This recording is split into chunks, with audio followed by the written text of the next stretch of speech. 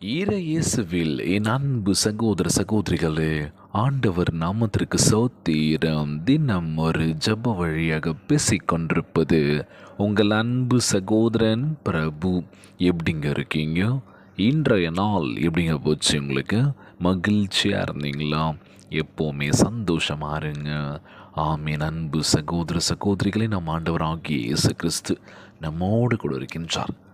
தேவனுக்கு கீழ்ப்படிந்திருங்கள், பிசாசுக்கு எதிர்த்து நில்லுங்கள், அப்பொழுது அவன் உங்களை விட்டு ஓடி போவான் என்று நம் ஆண்டவராகிய இயேசு கிறிஸ்துவா கொடுத்திருக்கின்றார்.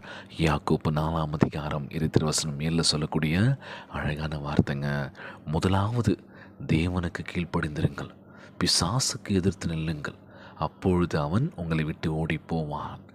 இன்றைய நாள் நம் ஆண்டவராகிய இயேசு கிறிஸ்து, நான் உன் கூட தான் இருக்கேன், எதற்காகவும் கலங்காத, இன்றைக்கி வாழ்க்கையில் ஜெயிக்கணும், நான் மேலே வரணும்னு சொல்லி சில பல கனவுகள்லாம் நமக்கு இருக்குது. அந்த கனவுகள்லாம் நிச்சயமாகணும் அப்படின்னா என்ன பண்ணணும்? தினந்தோறும் நம்ம ஓடிக்கிட்டே இருக்கணும். கீழ்ப்படிதலோடு நம்ம இருந்தோம் அப்படின்னா எல்லா முயற்சிக்கும் வெற்றி தாங்க. சோர்ந்து போகாதுங்க, முயற்சி பண்ணுங்கள். முயற்சி பண்ணாமல் எல்லாமே கிடைக்கும்னு சொல்லி எதிர்பார்க்காதீங்க, கிடைக்கவே கிடைக்காது. முயற்சி பண்ணால் மட்டும்தான் கிடைக்கும். சும்மாவே உட்காந்துறதுல எல்லாமே கிடைக்கும்னா எதுவுமே கிடைக்காது. கிடைக்கும், ஆன்லைனில் ஆர்டர் பண்ணால் வீடு தேடி வந்து கொடுப்பாங்க, அவ்வளோதான்.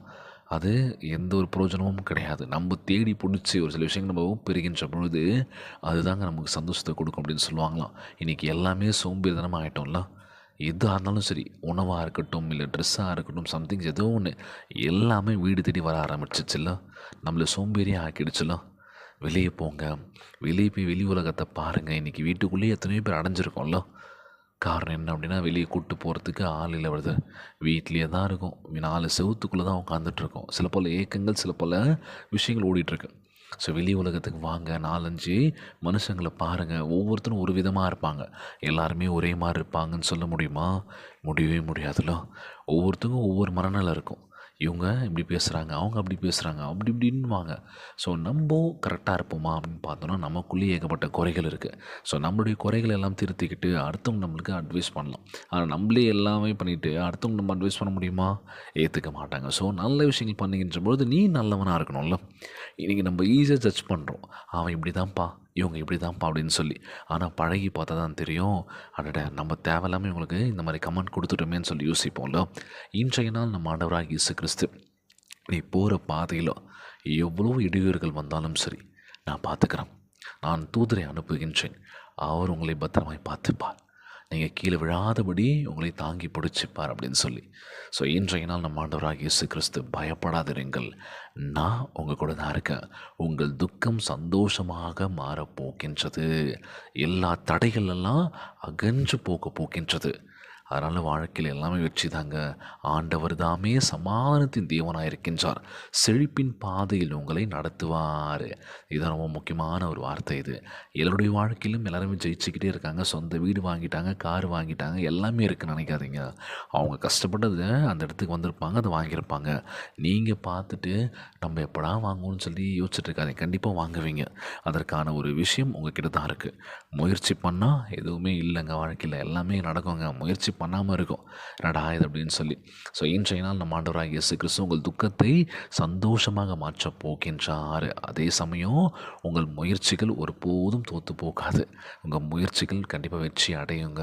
நிச்சயமாக நம்ம ஆண்டவராகிய இயேசு கிறிஸ்து வெற்றி அடைய செய்வார். வாழ்வில் நம்ம போகிற ஒவ்வொரு விஷயத்திலும் சரி, எல்லாமே தடைகள் தான். எல்லாமே நம்மளை எதிர்க்கிறாங்க. நீலாம் மேலே வரக்கூடாதுன்னு நினைக்கிறாங்க, நீலாம் எப்படி முன்னேறுவேன்னு சொல்லணும்னு நினைப்பாங்க. கண்டிப்பாக நம்ம ஜெயிப்போங்க. இந்த உலகத்துக்கு நம்ம யாருன்றதை காட்டுவோம். அதனால் சோர்ந்து போகாதீங்க, யார் என்ன சொன்னாலும் கலங்காதீங்க, ஜெபியுங்கள். முழு மனசோடு முழு ஆன்மாவோடு நம்ம ஜெபிக்கின்ற வேலையில் நம்ம யாருன்றதை இந்த உலகம் பார்க்கும். நல்லவனாரு, நல்லதே பண்ணு, நல்லது நினைக்கும் அப்படின்னு சொல்லுவாங்களாம். அதனால் வாழ்க்கையில் விட்டு கொடுத்து போங்க, கீழ்ப்படுதலோடு இருங்க. எது நடந்தாலும் சரி அமைதியாக போயிடுங்க, அவ்வளோதான். சண்டை போட்டுக்கிட்டு வாய் வார்த்தையால் பேசிக்கிட்டு மனசு ரொம்பவே உடைச்ச விஷயம் நிறைய இருக்குது. வார்த்தையினால் நம்ம கொண்டுடுவோம் எல்லாருமே. கத்தியது தான் குத்தணும், ஒருத்தனை சாகடிக்கணும் அப்படின்னு இல்லைங்க. நம்ம பேசுகிற வார்த்தை இருக்குது பார்த்திங்களா, அதுவும் அவங்கள குத்திக்கிட்டே இருக்கும், ஒவ்வொரு நாள் தூங்க விடாது. அதனால் இந்த வாயை கொஞ்சம் கட்டுப்படுத்திட்டு நல்ல விஷயத்த மற்றவங்களுக்கு ஷேர் பண்ணுங்கள், நல்லதே பேசுங்க, நல்லதே நடக்கும் அப்படின்னு சொல்லுவாங்களாம். இன்றைய நாள் ஜெபம், உலகில் வாழ்கின்ற எல்லாருக்கும் நம்ம ஜெபிக்க போகிறோம். முக்கியமாக நீங்கள் என்ன பண்ணணும் அப்படின்னா, தினந்தோறும் வேதத்தை வாசிக்கணும், ஜெபிக்கணும். இதை மட்டும் கண்டினியூஸாக பண்ணிக்கிட்டே இருங்களேன், வாழ்க்கையில் மாற்றத்தை பார்ப்பீங்க. ஜெபத்திற்குள்ளாக பயணிப்போமா? எங்களை மிகவும் அதிகமாய் நேசிக்கின்ற அன்புள்ள ஆண்டவராகிய இயேசுவே, இன்றைய நாள் வாக்குறுதி வசனத்திற்காக நன்றி ராஜா. அன்புள்ள ஆண்டவரே, நீரே வழியை உண்டாக்குகின்றவராகவும் அற்புதத்தை செய்கின்றவராகவும் இருக்கின்றப்பா. ஒரு மனுஷனுக்கு பூட்டக்கூடாதபடிக்கு வாசலை திறந்திருக்கின்ற ஆண்டவரே, நாங்கள் கடந்து செல்லும் மனாந்திரத்தின் வழியை உண்டாக்குவீராக. அனைத்திலும் ஆசீர்வாதங்கள் ஆறுகளாய் பாய்ந்து செல்ல வேண்டும் என்று கேட்குறோம்ப்பா.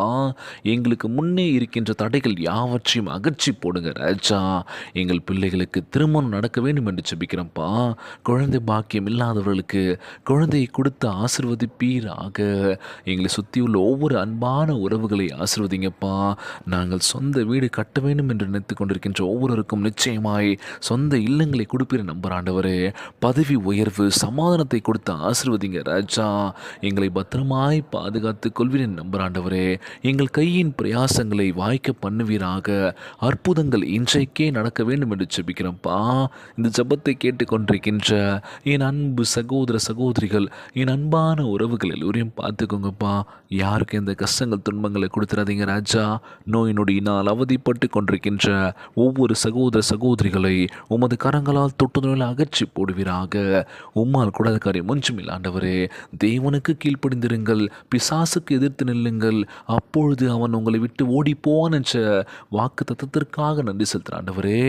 ஒவ்வொருவரையும் நோக்கி பாருங்கப்பா. கண்ணீரை தொடங்க ராஜா. கவலையெல்லாம் அகற்றி போடுங்கப்பா. ஒவ்வொரு குழந்தை செல்வங்களை ஆசீர்வதிங்க. உடல் தெம்பும் வலிமை தர வேண்டும் என்று கேட்குறப்பா. கணவன் மனைவிக்குள்ள உச்சமையை கொடுங்க, சமாதானத்தை கொடுங்க சொல்லி கேட்குறப்பா. எல்லோரும் நல்லா இருக்கணும்ப்பா. இன்றைய நாள் ஜெபம் இயேசுவின் விலையேற பெற்ற நாமத்தினாலே ஜெபிக்கின்றேன் நல்ல பிதாவே.